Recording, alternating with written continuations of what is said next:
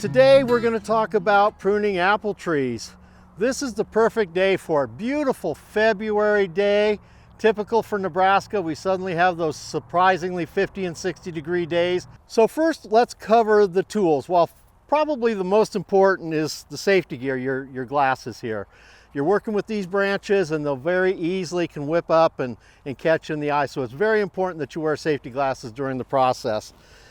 The next thing you'll want to make sure that you have is a decent saw for the bigger cuts, a lopping shears for the longer cuts up top, and then a decent hand pruner. And this happens to be a battery-powered hand pruner. It does a great job, but your basic little Felcos or any other type of hand pruner will work just fine. One of the main questions I get asked is, when do I prune? The primary pruning is the pruning that you do this time of year, the dormant time of year, which is the most advantageous for the apple tree itself. So dormant pruning is basically after the apple trees have lost all their leaves. So we're talking, depending on the year, November, December, January, February, March. When we start to get towards the end of March and April, we start to get sap flow, and it's beginning to get a little late at that point.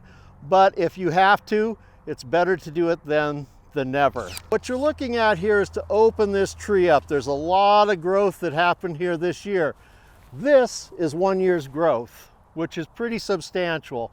It's telling me that the tree's happy where it's at. You never want to take more than 1/3 growth per season. Taking more than 1/3 growth results in vegetative growth rather than floral or fruiting growth. So you want to maintain that no more than 1/3 removal in order to keep a nice, consistent growing and producing tree. So the next question is, what do I prune? So in this tree here, you can see that there's a lot of growth, and we're just going to start with some basic, really evident things. So any growth that's going straight up, as in this situation here, this here will block any sunlight penetration, any wind penetration, and so we want to take that off and remove that. Another situation this tree presents is some damage. You always want to remove any damaged wood that you find on the tree. That damage lends itself for disease entrance or insect entrance.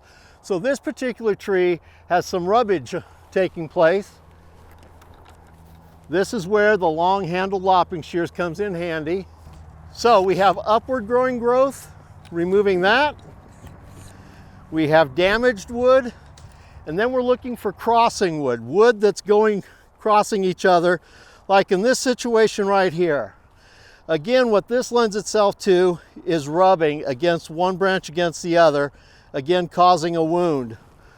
So you want to remove that. And then another thing that you're looking for is downward growing growth.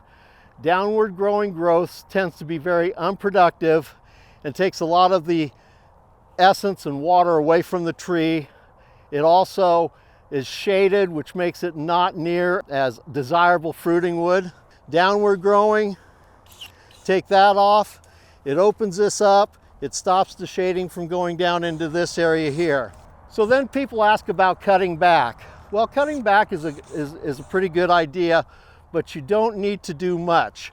So what happens is when you cut back a branch like this, just a little bit, okay, 3 inches, what that does is that forces all these buds down below to break rather than the primary bud at the tip. So all these buds will break, creating flowering points and in the future fruit. So now I'm going to just go ahead and make a few quick cuts. Upward growing growth, crossing over growth, too much growth, straight up growth, couple of those. Here we have 2 competing branches. Take one out. Here's another upward growing growth. We got 2 competing branches. And all of a sudden, just those 5 or 6 cuts opens this area up. And opening it up allows for sunlight penetration, which equates to sunlight getting to the fruit. Sunlight on fruit equates to sugar conversion in the fruit, making it a sweeter fruit. The other thing that opening it up allows for is wind movement through the tree, allowing for quicker drying and reduced disease incidence.